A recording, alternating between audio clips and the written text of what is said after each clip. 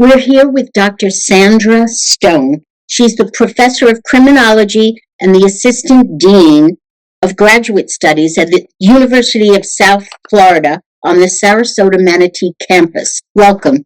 Thank you. We're going to ask Dr. Stone some questions that will be helpful to our viewers understand the role that child exploitation plays into sex trafficking. You studied how childhood sex abuse can open a pathway to later victimization of sex trafficking.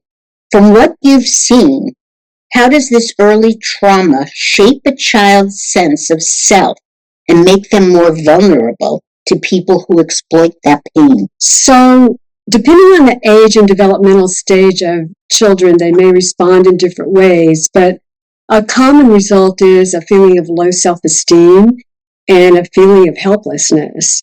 They may feel a sense of shame. They may feel worthless.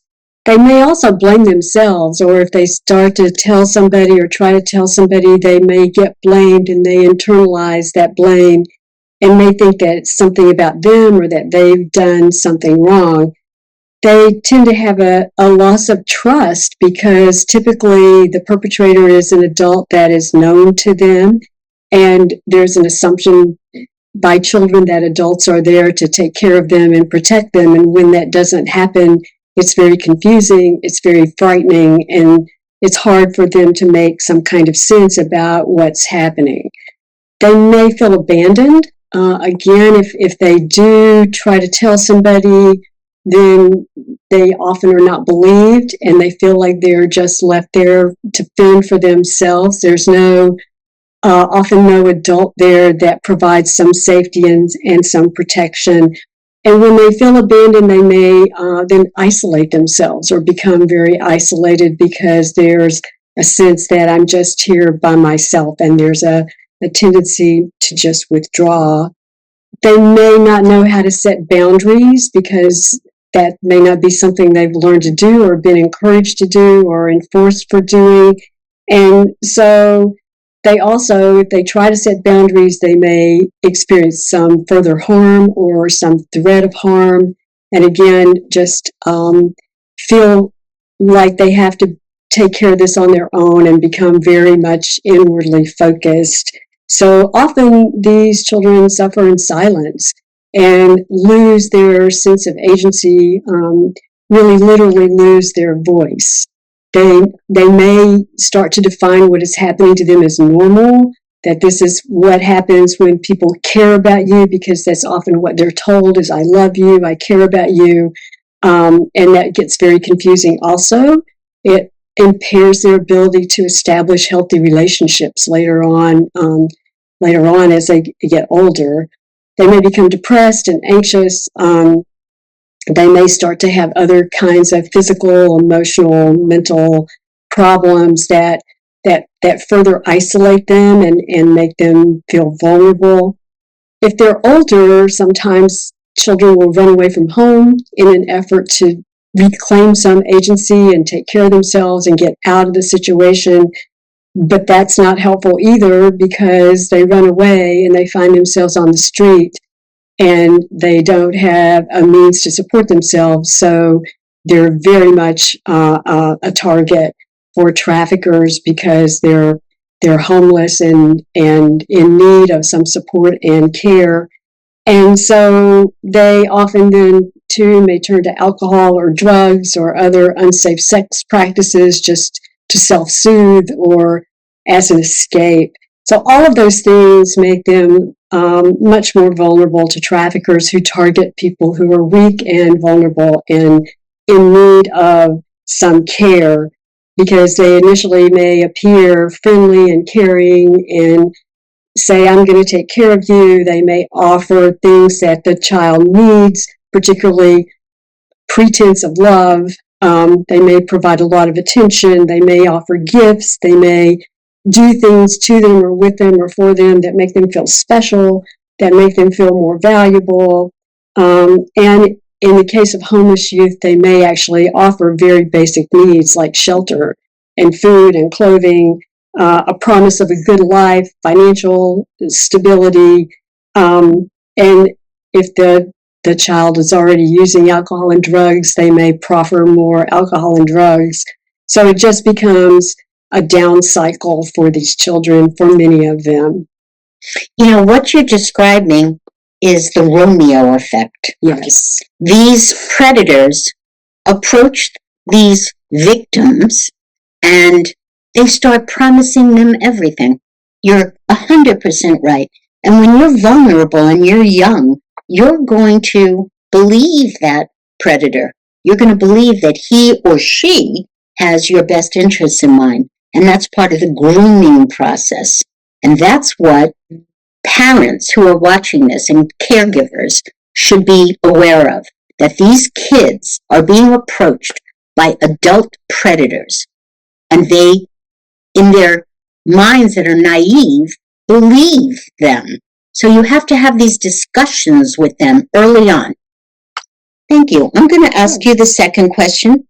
So many survivors say they reached out for help, but were overlooked or dismissed. In your research, where are we failing children in America who've experienced abuse? And what could make the biggest difference in changing these outcomes? Wow. Where to even start? I mean, the biggest thing is not paying attention. Often we just don't pay attention. They kind of become invisible. Like I was saying, they often isolate themselves and withdraw. And in a classroom, maybe they may be the good students, the quiet students, the ones who always do what they're told and don't cause trouble and don't speak up. And so they often become just kind of lost in the system because we don't really pay attention. We don't really ask the right questions when we do pay attention.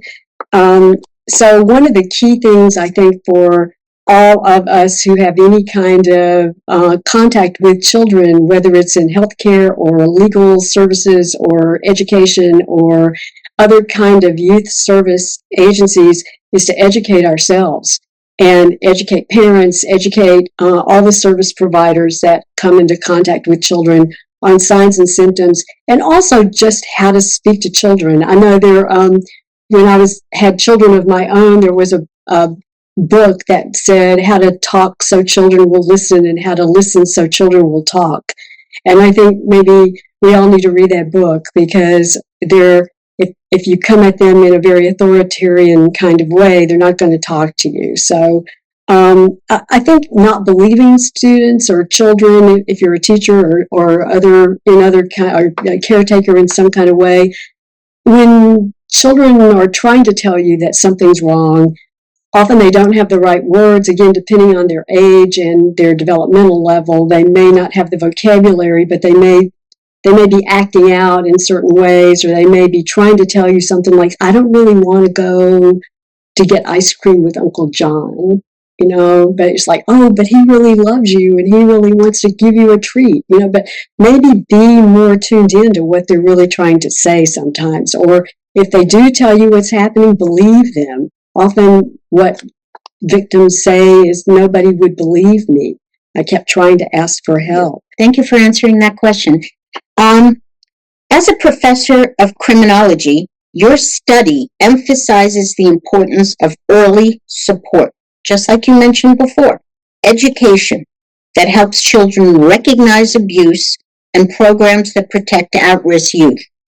Can you talk briefly about what that kind of real life-changing prevention might look like for a child on the brink?